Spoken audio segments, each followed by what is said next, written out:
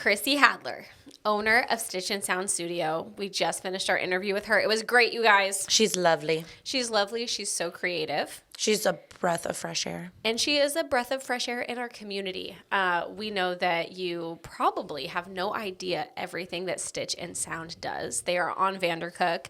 And, oh my goodness, like a space to be creative. That's the big takeaway from this episode. Absolutely. So if you, anything creative really, from the arts to Alterations to sewing to sound, Stitch and Sound is all there. You can find it on the website, but you can also hear all about it on today's episode. And I don't know about you, but I think I'm going home and I'm either writing a song, learning how to sew, or painting another one of my famous wiener dog paintings. And Gabbi has learning how to play the drums on her to-do list after that this. is on my to-do list. If Wayne will commit to being my coach. So to be continued. Yeah. Watch the episode and we know that it will have you feeling creative as well. Plus, make sure you stay to the end because Chrissy plays us one of her original songs. So stick around for that for sure.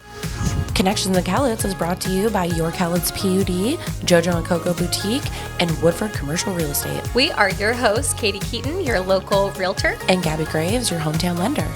Chrissy Hadaller is in with us today. She is the owner of Stitch and Sound Studio, which is a multidisciplinary creative studio specializing in sewing and music. I had to have my cheat sheet for that. But that's a lot, and we want to dig into it with you. Awesome. Thank you for having me. Yes, we are excited. And my first question for you, which came first, the stitch or the sound? Definitely the sound. I started singing in church when I was 5. And it just grew from there. Oh, yeah. I was addicted to singing. And you did bring your guitar with you today. I did. So it didn't stop at the vocals. No. I had a really bad breakup when I was 19, and then I decided I needed to learn how to play the guitar. Did you also get bangs? Or did you already have bangs? I got a pixie cut. Okay. It was short. Oh, I love where this is going. This is so cool. We know that the state of the world is a little hectic right now because both Gabbi and I have been like, should we get bangs? I thought about it this morning. Honestly, I'm not going to lie. Did you? So when did the stitch come into the When realm? when I was in the 7th or 8th grade, they had home ec back then. I'm Same. old. I'm 47. So I loved home ec. And I made it was when line dancing was in, and so I made this whole line dancing outfit. It was like a cowgirl shirt and a pencil skirt, and it was Holstein print. It was black and white. It was very nerdy, but it was very cool back then. And then I made an Alice in Wonderland kind of dress. It was big sleeves and poofy. And then do you want to ask me something else? No, that was 12. Really, we want to hear, maybe let's backtrack and really hear, if you were giving an elevator pitch for Stitch and Sound, what would you say? Oof. I would say, what do I say? You would say go to my website and look around. No, I say it's a place for the arts. It's a place for people to get vulnerable and express their artistic side. And I just want people to feel safe in that. So that's why I have a songwriting night, and because songwriting is really vulnerable. And then I don't teach the watercolor class, but I have a watercolor class. I have Heather Steely comes in and teaches it. The next course is starting March 3rd or whatever. Monday, that is. Katie just got into water painting. Just get into watercolor. You did? Yeah. I did. I can do some basic flower arrangements. Excellent. Wow. I can do a very bad landscape, but my big thing right now is I'm really good at watercoloring little wiener dogs. I was just going to say, she has a really cute wiener dog. That are holding some balloons in their mouths. Oh my gosh. I'm just saying. I can't wait to see that. I need to see that. I'm just saying. It'd be fun. We should take the class in March together. Okay. That'd be so much fun. And then we can show you guys on the podcast. Yeah. That'd be amazing. Okay, so we're talking about songwriting nights. We're talking about watercolor classes. There are so many facets to your business. At the heart of it is the sewing and creating and helping people with their garments, or what would you say the heart of your business is? Yeah, I think, when I started my business, I was doing it out of my house. So I got a divorce in 2022. And I started just getting lots of people like, can you hem my jeans? Can you do my dress? Can you da da da da? And so I was doing a lot of that out of my home. And then I did a wedding dress for a gal. She bought like a size 22 and she was a 14. And so we had to like really take it. It was like a new dress basically by the time we were done with it. And so then that's when I started doing wedding dresses. The mom was like, I know you can do it. And I was like, I think I can, but it's scary. Wedding is hard. Just because it's important to people. And there's a lot of different components to it. And it's very intimate. It like is. you were saying before, and it's very creative. And so it really fits, what you're doing with everything else in the studio. Yeah. Yes. Yeah. And you did Gabbi's wedding dress I did. alterations. Yes. And you did create a brand new dress for me. I mean, we really we did transform it, didn't we? We took a dress that had like a top half with sleeves and removed the sleeves completely, added straps. It was a brand new dress. You were gorgeous. You were gorgeous. You. It was wonderful. Oh, thanks. So I was doing that out of my home, and I had too many machines and too much fabric to be contained, and so I moved into my friend's space she had in the mall, and then I ended up having to move out of that in like 3 weeks, and then I was like, how did I have all this stuff in my house? It was like a clown car, like it wouldn't fit back in. And so I started looking for spaces, and then I was like, I wanted a place for my gigs, like if I wasn't having a gig on the weekend that I could gig myself and just host my own parties. And so that a big space was important to me. But then I knew that sewing would be my bread and butter. Like that's what I was really doing a lot of. And that's how you're making your money. That's how I'm making my money. I do memory quilts for people. Okay. So I do quilting too. And then, the clothes is really what's paying the bills. The clothes, as far as like someone coming in and saying, I need the jeans hemmed, I need the sleeves removed from this, I need to take this in, take this out. That's what you mean by that? Yeah, Okay. zippers. I just made these jeans for a customer. I was trying it out on myself, and so now I got the prototype made, so now I'm gonna start pumping out some jeans. So you're not just altering clothing items. Okay. You are creating. Yeah. Yes. And I will say when you go in there, it feels that way. It is a very creative space. It's beautiful. It is very homey. When you first walk in, you walk into the sewing studio, basically. And there's an area where there's a mirror. People are trying things on. There's dressing rooms. But if you walk to the left and to the back, there's a huge, big open space for the music. It is really, I don't know how to describe it. It is cool. It's funky. It's cute. It's whimsical. So you haven't been in that space very long. We just hit a year. Okay. December 15th. Okay. Yeah. And so prior to that, Stitch and Sound, I know you said that when you moved in there, you thought, okay, I also want an area where people can perform, the open mic nights, everything like that.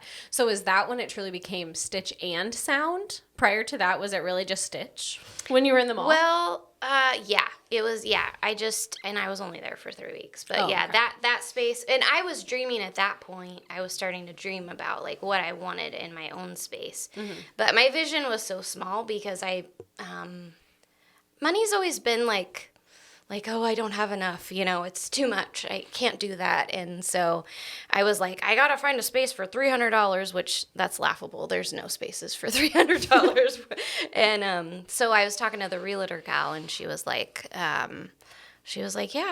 I have this place over here, and it's this much, and I was just like, oh, I don't know, but then I thought, if I do 2 quilts, that'll cover my rent, so I just started. It has really unfolded. It hasn't been like, this is what I'm going to do. It's been unfolding. Yeah. I think a lot of entrepreneurs describe the way that they get into business in that manner, right? It starts out as a passion or a hobby, and it just kind of creates a life of its own, and they figure out the pieces as they go. Yeah. You're just building it. Right. Well, and it sounds like really your business is built on word of mouth.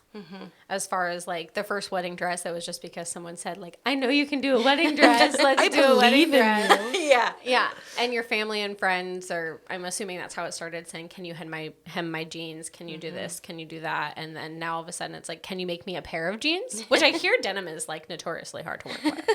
Is that true? I hear that. This is the first pair of jeans I've ever made. Okay. They're super cute. Well, my daughter and I are obsessed with Project Runway. And I was like a big Project Runway person back when it came out, you know, the Heidi Klum, everything like that. My daughter is 9, and they're making new seasons again. I don't know if you know that. I did not. Yes. And so we've watched the last 2 seasons together, and it's like our show and, you know, whatever, but it's like that menswear or the jeans, the pantsuits, just like none of them want to do it. It's like, let me make a dress and I'm happy. So that's my background knowledge of making clothing. I'm like, jeans? That's really hard. I heard on TV that that's really hard.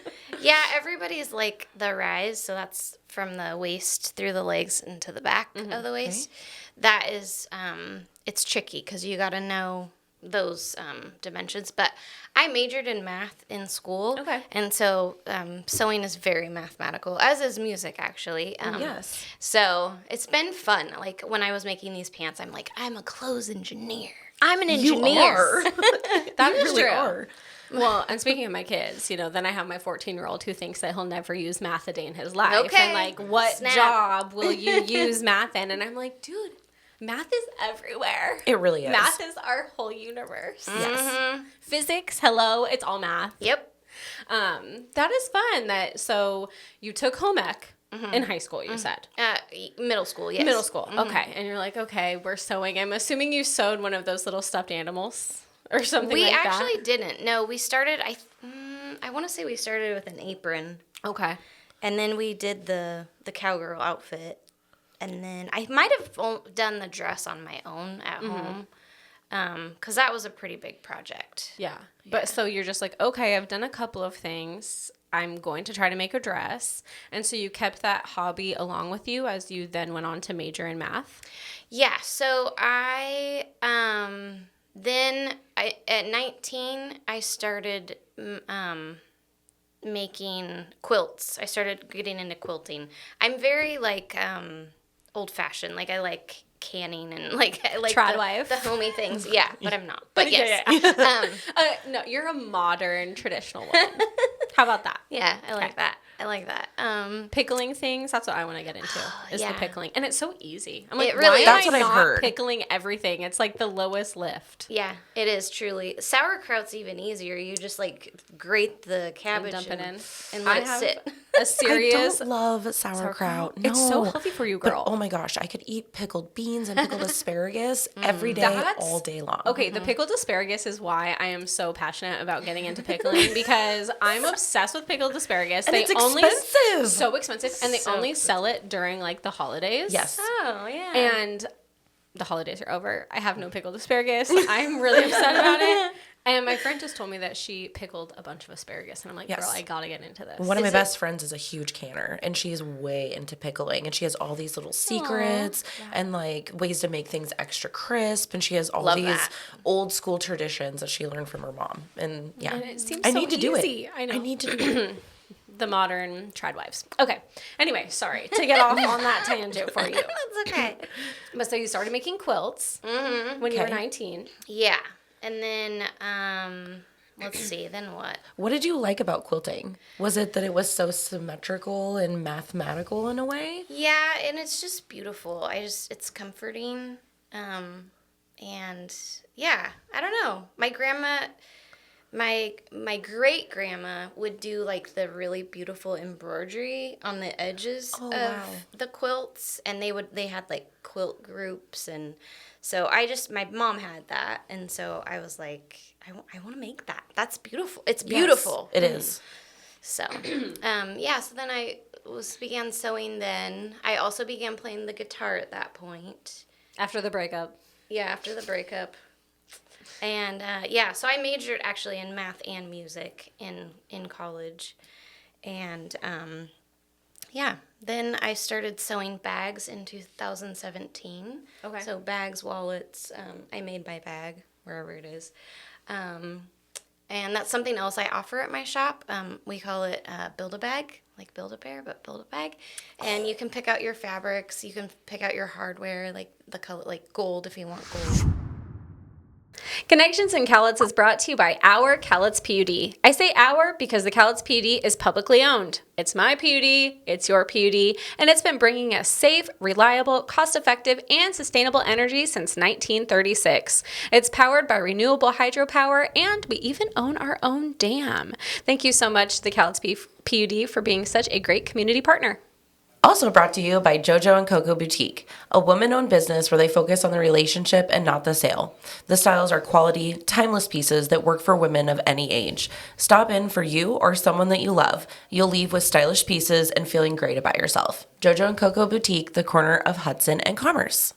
Our final sponsor is Woodford Commercial Real Estate. Whether you're looking to find the perfect location for your company or you want to offload the work of marketing, tenant screening, bookkeeping, and maintenance, Woodford is your one-stop shop. Navigating commercial leases, consulting on commercial properties, facilitating commercial purchases and sales. If you think commercial properties, think Woodford Commercial Real Estate. Oh my goodness. Mm-hmm. Yeah. This is not going to be out in time for Valentine's Day, but gentlemen, take notes. Yeah. I would not want my husband picking my bag. Well, they just take a picture of a bag that they think you'd like. Okay, You know what I mean? A Or little come get inspo piece. Yeah, or Yeah. they could come in and like select the wax and wool tote. It holds the laptop perfectly, and then the wife can come in later and pick out her fabric. Okay. We're showing Corey We'll do this that. episode. We'll do that. Valentine's Day is in a couple days. I asked for a DVD of the Spice World movie. Spice World. What is that? Is that like Spice Girls? The It Spice is Girl their movie. it's their movie. It's like a satire. It's so great, so funny. It is not streaming anywhere. And it's really hard to find. We had Tyler from Stash Records on, and he sells records, he sells DVDs, he sells VHSs, cassette tapes, whatever. I had I no VHS. went to him first, and I said, "Can you get me the Spice World DVD?" And he said, "It's actually harder to find than you think." So my husband, he told me already. He ordered it on eBay. It's not going to be here in time for Valentine's Day. Oh, but good job, Corey. I'm really excited. That's exciting. Yeah. So my Valentine's Day is set, but next year I'll get it back. Okay. Next year I'll get it back. Okay. And I did see that on your website that you had. So someone, let's say that they are like, okay, I need something hemmed. I need a piece of clothing altered. I need my wedding dress. But it's not just that. They could also go in and just kind of shop. Mm-hmm. Because you do have grab and go items as well. Yeah, so we also make merch for people. So if you want your hats embroidered or... I asked, yes, I saw that. Yeah, we do DTF shirts. DTF is direct to film. It's like midway between vinyl. It goes on like vinyl, but it presses into the garment like screen printing. Okay. Oh, okay. So I can order those for people and then prep shirts. I have lots of blanks. And I saw your embroidery project you were doing for the Yes. Gifted Kitchen. Mm-hmm. And that Yes. machine looks crazy. Yes. What is that? That's the 6-needle embroidery machine. It's Okay. a Brother PR 650. And yeah, it does. I just like... It's not just. It's a process. We call her Vanessa because sometimes she's a jerk and we have to like pump her up. That's where that engineering background comes in. Truly, seriously? Truly, I have screwdrivers and all sorts of things to make that thing work. But it does. It's amazing when it's working and it's smooth. Mm-hmm. Embroidery is a trick because you have to pick out all the threads, which doesn't feel like it takes a long time, but it really does. Like to get the perfect color for your project, and then threading the machine, and then hooping. Hooping the project is the biggest deal. So you have to like put your garment into a hoop and get it tight and make sure the Maybe not too tight, like Right. just the perfect tension. because there's a hoop burn that you can get on your garment too that you have to be careful of, and then there's stabilizers. Every project has like a different stabilizer that's best for it to go underneath it. So yeah, there's a lot. Embroidery is pretty difficult in a way, but then the machine you push the button and it goes. Yeah. Once you have all that prep work done perfectly. Yeah. Yes. I also, so I asked for a watercolor kit for Christmas. Aw. And I have used that. That's what I've been using. The Tobia. Mm-hmm. I have been using I got one of those. Yes. And then I also asked for an embroidery kit. And it's like the ones where it's like a workbook. Yes. Oh, I love that. But I have not tried it yet because I'm intimidated. Okay, you gotta come in. So I do hand embroidery lessons too. Okay. And I have kits actually in my shop that you can buy. Yeah, I love hand embroidery. It's another, just kind of homey. I sit and I watch shows with my parents, and I'm a spinster basically. Well, I also think it's very pretty. Like the flowers and, I'm a big flowery girl. So it's like, an embroidered flower. Like, are you serious? But also it's like, I want to put my initials on stuff. Like, I have the vision for it. I just don't have the skills yet. But as someone who has constantly my entire life said, I am not artistic. I don't have an artistic bone in my body. I've always thought that about myself. I'm not creative. I've always said those things. And then it's like, once you start doing it, you're like, oh, it's not like an innate skill. You just have to start doing it. Mm-hmm. And then you don't even realize how easy it is. Right. Mm-hmm. And same thing with like painting, with embroidery, with music. It's like, of course you're not good at it when you don't know how to do it. Right. Exactly. It takes time and practice. Yeah. Anything does. Yeah. But almost the other thing with painting that I have found, and I'm sure it's the same with everything, is it's like, it looks like a mess. And the whole time I'm doing it, I'm like, this is so bad, right? Uh-huh. I'm like, this is terrible. This is so bad. This is going to look so awful. I'm throwing this in the trash. And I'll even tell myself, like, it's whatever. I'm just practicing. I'll throw it in the trash at the end. And then all of a sudden I get done with the tutorial and I'm like, oh my gosh, I'm an artist. I just created a masterpiece. The most masterpiece wiener dog I've ever seen. Exactly. It is really cute. I've seen the pictures. So it's just like, just trust the process. Absolutely. Do. You have to. And also, like, there's a part of our brain, I've heard, as adults that we shut off, and it's that creative part of our brain that helps our bodies to rest. And so kids are really good at that, but adults, we have, so many things we got to get done, and so it's very, very healing for you to connect with your creative side. Well, I will say that too. So I'm a realtor and my brain is always going. I'm always on call. Someone might text me at 9:00 at night and I'll probably respond, right. Work 7 days a week, all that stuff. And sometimes I'm like, I can't turn off my brain. And then I'll be like, you know what? I'm just going to paint something really fast. And my brain totally shuts off.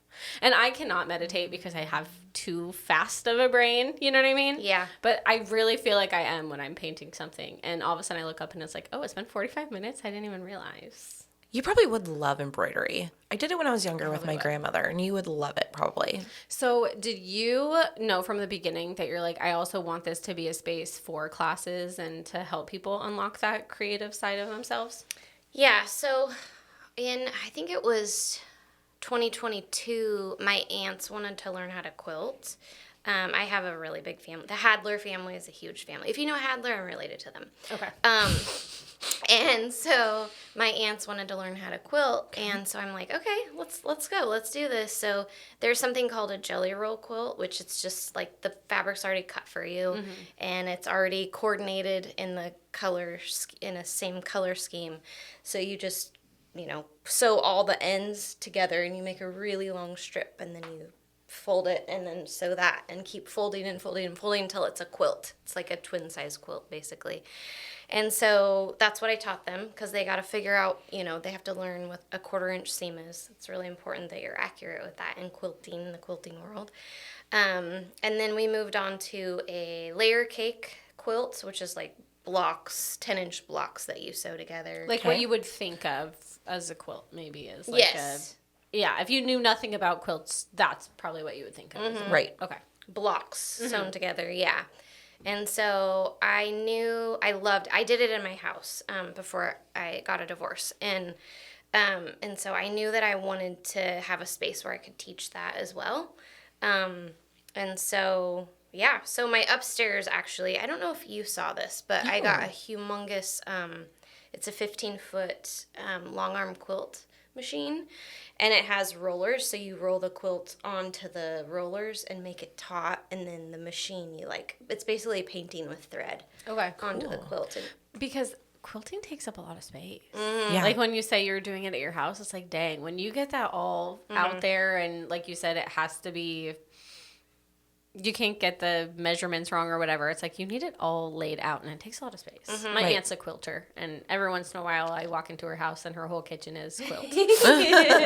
Yeah, you gotta lay the blocks out. You gotta audition. I have an audition wall where it's basically kind of like felt, and you put the blocks on the felt to like see which order you want them to be in. Right. Well, I was going to ask when it comes to the jelly roll quilts, because I have seen like videos of people doing those. Do you create those jelly rolls? Like, are you picking? No. No, I buy them from distributors. I really love Missouri Star Quilt Company. Okay. They have a lot of Moda, and I like Moda. Their designs are really nice. Okay. But then I also like the individual designers. Anna from Noodlehead. She is my favorite pattern designer for bags. And then she also just is really like kind of a modern designer for fabric. Sometimes I see things together and it's like, I would never have put those two patterns together or those two colors together or anything. And then you see it completed and you're like, wow. That was great. That was amazing. Claps to that person, because how do they have the eye for that? I do not have the eye for that. Yeah. Well, like you're talking about the colors and everything like that. It's like, yeah. It's nice. That's what really makes the difference. It does. Yeah. It's funny because my assistant, she's like, I don't know why you put those colors together. And I'm like, it looks good to my brain. It might not look good to your brain, but that's beauty is in the eye of the beholder. So true. So when you're having these classes and everything, you mentioned that you do not do the watercolor class. So are you, it's just a space where you've collaborated with people that you know, and do they come in and rent the space from you for their classes, or how does that work? I'm just curious. Yeah, you can use our space. Actually, I've done birthday parties in our space. And then this gal, when I opened my shop, I wanted to learn how to watercolor, and so I was like, I have a space. Can you come teach us? And I can get my lessons for free. And so, yeah, she's amazing. She's very fun and funky and a great teacher. She's very just helps you get into your zone and is supportive of your process, And so, yeah, I love Heather. She's awesome. Yeah. Yeah. So it looks like it's usually a 4-lesson class, like 4-part class? Yeah. Yeah, watercolor is not, because watercolor, you have to first figure out how to mix the colors. Like, she only gives you 3 colors, and you, the primary colors, and then you make the other colors. Okay. And so it's color theory at first, and then she teaches you how to do, like, the bubbles with the shadow. Okay.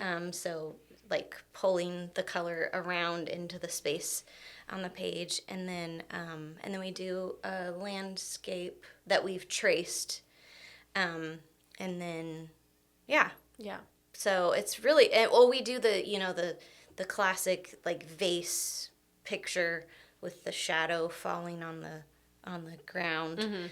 We paint that monocolor. Anyways, it's a 2-tone. Okay. Yeah, but the best thing about watercolor, I think personally, is that you can like erase all of your mistakes, because it's just like add more water. Yeah. Like pull the color somewhere else. Oh, that line's too thick. Oh, I don't like how that looks. Oh, let me just add a little more water and I'll just like shloop. It's gone. Yeah. It's crazy. It is. You can really erase your paint. I didn't know you could erase things in painting, but you actually can. You can. And yeah, you get to boss water around too. So true. That's pretty cool. Which normally it's bossing us around. Right. Like, have you seen the waves? They're crazy. They are. Oh, I just wrote a song about that. Did you? I did. Is it like lunar? Is it about the moon or the waves? No, it's about grief and how, sorry to get serious. It's about grief and how, like, waves, like, it washes you around, and all you can do is kind of wait it out and roll around in the sand, and yeah. It's true. Yeah. That's true. And then hopefully it just pushes you back onto shore. Mm-hmm. God uses all things for the good of those, of his people that love him. And so that's what the song is kind of about, Lord, just make it happen, make it work it out. Mm-hmm. In divorce, there's a lot of pain, and I don't know if you've ever gone through it, but my son grieving has been the hardest aspect of that, and so that's where that song came. I was crying myself to sleep, and I'm like, I'm writing something down, and so Right. you got to make productive pain. That's what I call it. Isn't that all songwriting, kind of? The best songs are sad. I know. Unfortunately, the best songs are sad. Very true. And you did mention, I mean, it's true. It's true. It's true. You did mention earlier that you have the songwriting, what do you call it? A songwriting collective workshop? Yeah, collective. Because it is so vulnerable and a place for people to get into that vulnerable space. So what do those workshops look like? It's just people sign up, people come, they bring what they've been working on, or? Yeah, so the idea for Songwriting Collective is that we bring our songs that we're working on and then just bounce ideas off of each other and just finish songs. Because a lot of times, like that song about grief that I started, I'll write songs out and then be like, I'm going to put music to that someday, and never do. And so I thought, in a songwriting collective, let's work on our songs. Like, it takes work to write a song. It's not some, like, I've written one song in 15 minutes and it just came out of me. But other songs I've worked at for 10 years, you know, and finally got the bridge done or whatever. And so, so just making, my space is really like making space, you know, to be and to do art, because we really have to slow down and do it. You have to get to the slow part of your brain to do it. Well, and it's so easy to just put it on the back burner, like forever. So if you're like, oh, I'm going to my songwriting time, and I have this time carved out, and even if I don't get too much done on it, at least I put myself in the headspace to do it. Yeah. Yeah. And being creative with others, so other people can help you maybe get over a section that you couldn't finish, you know, or setting it to music. Not a lot, but some songwriters maybe can't play a certain instrument that they view this song having. Yep. So coming together as a group to do it really makes a difference, I'm sure. Yeah. It's very cool. It's also like affirming, Right. you know, like you're on the right track. Keep going. Don't Exactly. stop, you know, and that's, in my experience, what I've needed to keep going in my creative arts. And so, we've got a great group that comes. It's not a lot of us, but there's a few that come every month, and we're making good music. Is songwriting your favorite creative outlet? If you had to pick one, would it be that? Or just depends on the phase of your life? Songwriting, my favorite. Songwriting is cool because it's in your brain and then it comes out, and then like when the recording process is my favorite part of it, like getting into the studio and recording the songs, because it's stuff that's been in my brain, and then when people start adding their parts to it, it's just magical. Comes alive. It's phenomenal. And so we do have, actually, we're starting to record in my space as well. Okay. Ooh, very cool. Yeah, recording, so... And can people rent, like if someone had something that they already have basically completed, like can people rent your recording studio? Is that? So I have a sound engineer, and my prices are on my services section of the website. Okay. And he'll do all the setup and everything, and then he takes it home and mixes it. So as far as like renting I mean, I guess, yeah. Yeah. You can use Yes. his services or... Yes. Okay. I guess, yes. Okay. It's hard. Yeah. We're still fleshing it out. Yeah. Right. Well, and you also, just speaking of being a space to have a space, you also do open mic nights. Yes. It's tomorrow. Okay. Well, it's not tomorrow when you see this because this isn't coming out today. But it was tomorrow in the past. It's the past tomorrow. But you have them often. It's the second Friday of the month. Okay, second Friday of the month. And you do a really good job lining up all your events. So we can share that on our page too, so that people can see, you know, what the upcoming events are and things like that, since this will be posted in a few weeks. Yeah. Well, and it was probably like 6 months ago where I was like, I just feel like, is there anywhere that does open mic nights around here? And after I said that, it's like I've heard about multiple places that have. Yes. But I feel like a lot of people don't know. So let's shout out the open mic nights. Yeah, let's do it. Yeah, we have such a fun group that comes. So my dad is an amazing guitarist, and he's always there. He will play guitar for hours and hours. And we have some songs that we always do together, like Love Song by The Cure and the one by Adele. It's like, it's Garth Brooks did it too. Bob Dylan wrote it. I can't think of what song it is. Now I'm intrigued. Yeah, I it love must be Adele. good. I Written wonder what by song Bob it is. Dylan. Make Garth You Feel Brooks. My Love. Okay. Okay. Make you feel my love. Yeah. So, anyways, my dad comes. My friend Jesse comes. He's actually the sound engineer. Okay. And he writes songs, really good songs. He's a really good songwriter. And shares those. And then we've got a trio that comes and plays. They're kind of like Peter, Paul, and Mary, like that old 70s vibe. Really, really amazing guitarists and singing harmonies. And then there's just like a group, then other people come. But those are like the main core people. Mm-hmm. And then we've got a couple that always comes and they just hang out. I have leather couches in there, so it's very cozy. And I've got a full band, like a drum kit and a bass and guitars and everything. So if a drummer comes, they have drums they can play. They don't have to bring their own. So yeah, it's Very fun. cool. It's so fun. Very cool. Yeah. Well, and like you said, because that can sound intimidating, like, ooh, if I go to an open mic night, do I have to open on the mic? You know what I mean? No. But you do have people that just are there for the vibes. Yeah. Right. There's a few people that come just to hang out and don't sing, and it's fun. Has I it been love growing? I mean, I feel like that's something that usually like has a slow start and then Word of starts mouth, picking yeah. up. Yeah, it really varies. The second open mic that I had, there was tons of people. And then, it just varies. Ebbs and flows. Yeah. Like last month there was hardly anybody. But it was January, so January. yeah. Doesn't anyone People leave their were house in tired. January? No. No. January is like, ugh. I have a morning show on the radio, and I'm just like personally victimized by January because Only Katie would say that. I feel like, raise your hand if you feel personally victimized by January. Me. Because the whole point of like the radio show is I'm like talking about what's going on around town, or you know what I mean? Yeah. And so we have November and December, and there's so many things to talk about. There's Right. too many things to talk about. I'm like, and it's an embarrassment of riches. I could talk all the time about what's going on. And then we get to January, and I have nothing to say. Not only is there like nothing going on, but like in my personal life, I'm also like slowed down. And doing my radio show in January is pure torture. That's all. So I apologize if you listen in January. You're probably like, this is the most boring thing I've ever heard. I'm like, I played this song, and now I'm going to play this song. That's what the January radio is.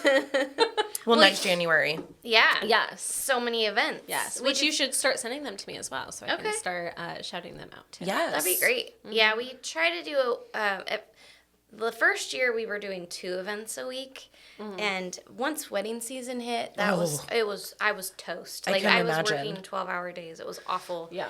And doing the events. Oh, I also do guitar lessons. So Okay. like my students would come and I'd be like, I really need to just finish this dress, but I can't. I got to teach. And so Right. so this year we're only doing 1 event a week. Okay. Which is still a lot Yeah, that is still a to lot. host Yeah. and prepare for. That is a lot. Yeah. Yes. Well, let's talk about the guitar lessons really fast too. I took guitar lessons when You I was did? little. I did. Look how you are an artist. I did. Yeah, why do I think I'm not I don't creative? know. I so am. I'm canceling that thought. That was seriously what I told myself for years. I'm like, I'm the least creative person in the world. So stop telling yourself that, you Yeah. guys, because you probably are and you just don't realize it. Right. Anyway, my kids are like so just entrenched in the sports world, Ugh. but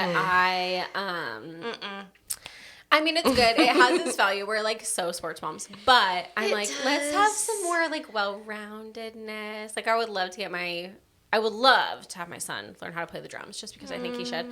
But my daughter, she thinks she's going to be on Broadway one day. Yeah.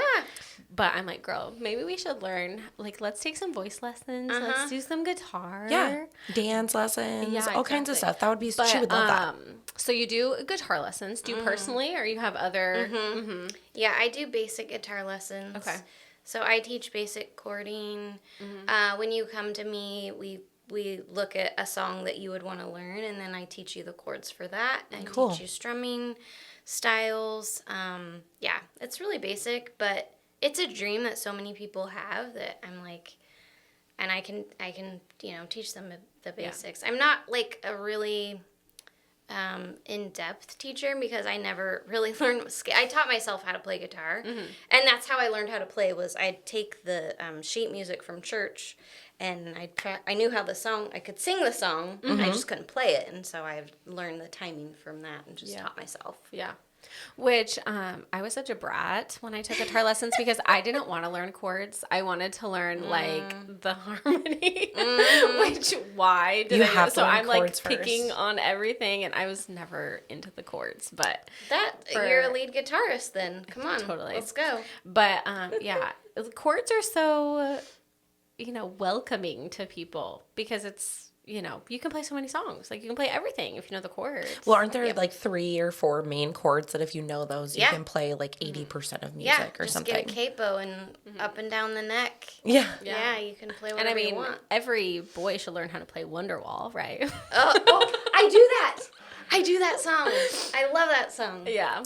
My dream was always to learn how to play the drums since probably like 5th grade. And I've been thinking about it recently because of the whole sports moms era that we're in, and we just don't have time for our own individual creative outlets. And I thought, oh my gosh, maybe I should just take drum lessons. Maybe It'd be like my moment to not have people asking things of me, or you know what I mean? Just And get my some aggression moment. out. Yes. That too. Okay, so Wayne plays drums. Wayne, I didn't know this about you. Yes, he does. Did you know this about Wayne? Could you teach I feel like I her did. how to play drums? Yeah, see? He's like, He doesn't like that. Let's go. Will you come teach at my shop? We can offer it as a service. He's unsure. He's unsure. He's unsure. Sorry, I Like, put you on the spot. we'll have this conversation off camera. Well, I think we've hit on most of the facets of your business. Is there anything that we have missed? Well, we have the worship experience that we do once a month, and that I'm very passionate about God. That's really how I got into music, was through church, and all my songs are really like songs to God, kind of like psalms. And so they're like prayers. And so I wanted to make a space for people to come and slow down and just be with God. And so, yeah, we do that once a month. Okay. And, yeah, you can bring snacks, bring wine. I don't know if I can say that on camera. You can. And just hang out. Like, just be with Jesus, you know? He just wants to be with you. So And what week of the month is that typically? that's the third. Okay. Yeah. Third week of the month for that. Yeah. Second week of the month for the Open mic night. Am I right? Am I getting these correct? Yeah, you're doing it. Okay, Songwriting Collective is 4th week? Yeah. Okay. Yep. Okay.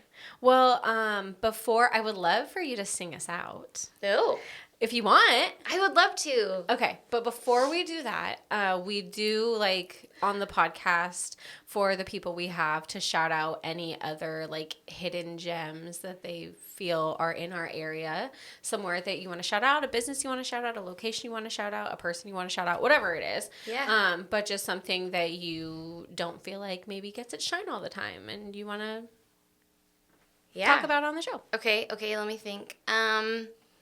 I know that Joshua Baird, I think that's how you say his name. Yeah. He just opened his screen printing shop right down the way from mine, so I wanted to shout him out. And then I love Ilwaco Cider Company out in Ilwaco. They have a cool space, kind of like mine, like it's just a hangout space. And she, Vanessa, actually, that's why I named my embroidery machine Vanessa, because we did her order. That was the first order that we did. It was a massive order. Okay. 93 patches. You're like, Vanessa. Yeah, I love Vanessa, though. Like, the real Vanessa, she's awesome. My embroidery machine, she's a little B word. Okay. But, yeah. And We love you, Vanessa. And that is the Ilwaco Cider Company? Yeah, company? she makes the cider. Okay. She's the cider maker. Which we love cider. She's We so love a good freaking cider. cool. We love a good I love cider. her so much. Okay. We'll have to now check that you know. out. And Joshua Baird, we had a moment where we thought he was going to be on the podcast, and then some life stuff happened for him, but maybe we need to circle back. You do. You need should. to circle back. He's such a beautiful soul. Mm-hmm. He's just really a cool guy, and I'm really proud of him.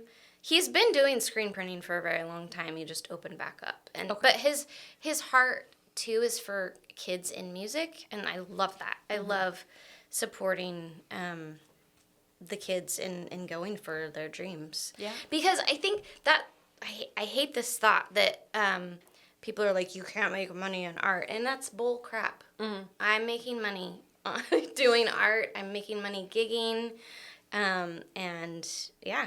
So you can. I want to squash that lie too. And sports, that's kind of my little beef, is I did sports in school because I wanted to be the cool kid instead of being in band, and I wish I was in band because that is with you for life. That is true. Sports, it's just a momentary, glory. Mm-hmm. But you got to go for the music. Right. Well, or you could be like me where I was in sports. I was bad, but I was in them. But I was also in band. That's cool. I wish I would have done that.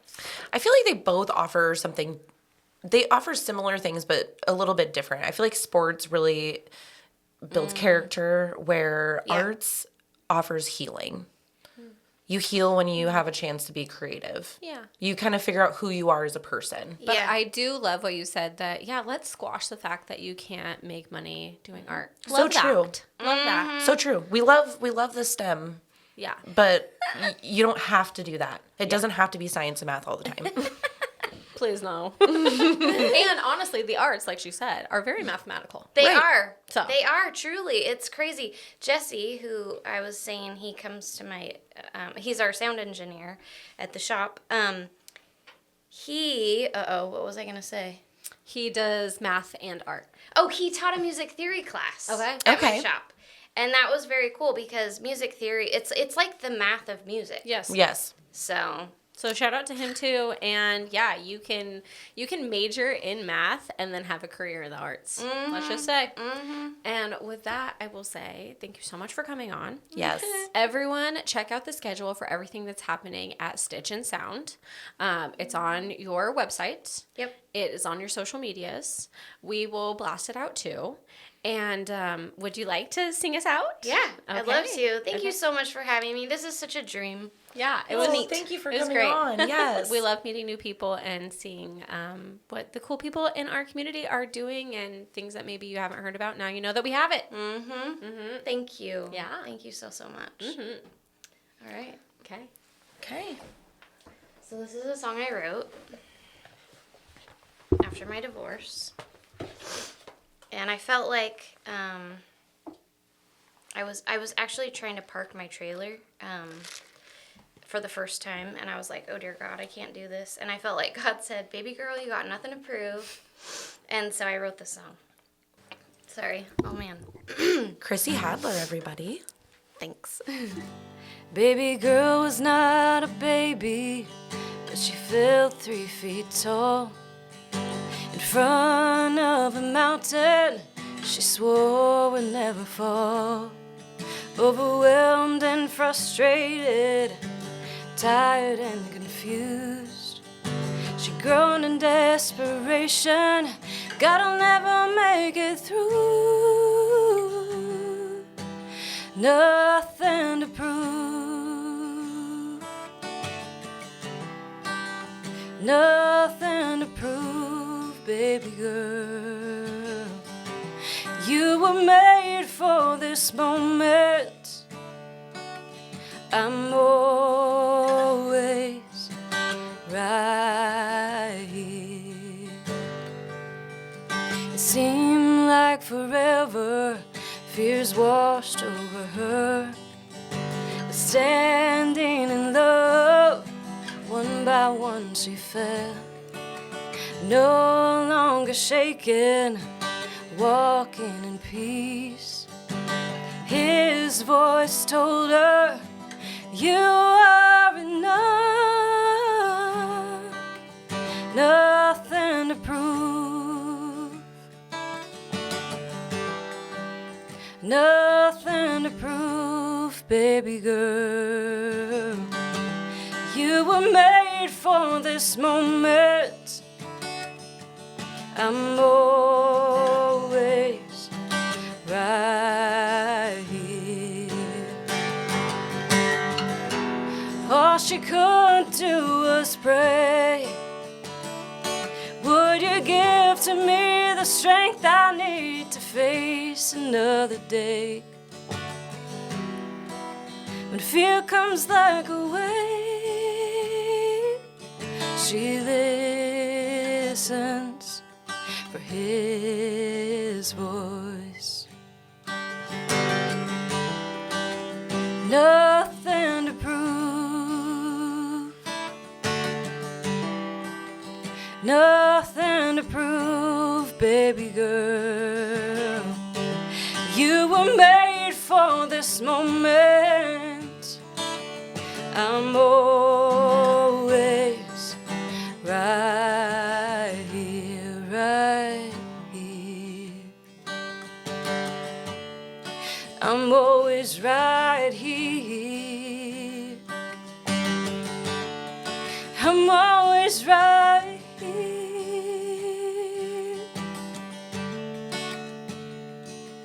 I'm always right.